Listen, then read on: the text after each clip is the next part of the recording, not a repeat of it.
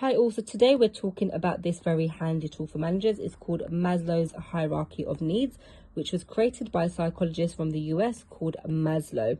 Now, Maslow said that employees have different stages of needs. And when an employer or managers are able to fulfill each of those stages as they go up, they have a more and more engaged workforce. Now, of course, providing just things from the bottom of the pyramid means you have a disengaged workforce. And the more you can go up and provide more, you have a more engaged workforce. Let's get into what these stages mean. So this is going to be a very brief description because we talk about this in depth in our leadership masterclass called Leading with Integrity. If you're interested, you can sign up.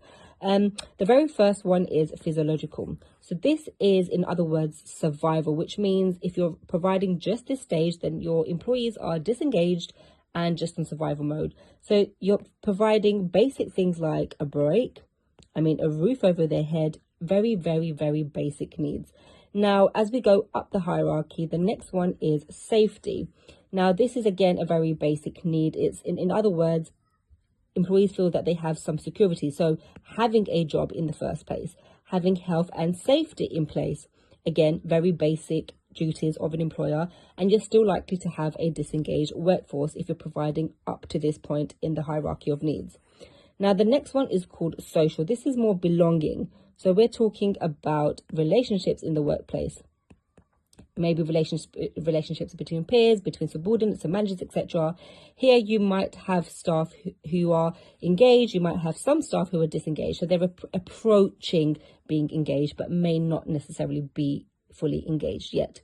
The next one up the hierarchy is self-esteem. This is where employees feel important. So this is where they feel important, they feel that their job is actually required, and here your workforce is likely engaged. This is assuming that you're providing everything else below this point as well. Self-actualization is where you want to be, because here you are showing that they are of value. This is where you're showing your employees they're of value. This is where an employee is the most engaged, very highly engaged.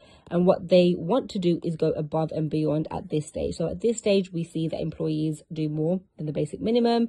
And the other crucial part of this is that employers really need to ensure that this process includes development. So what do we mean by development? We mean training.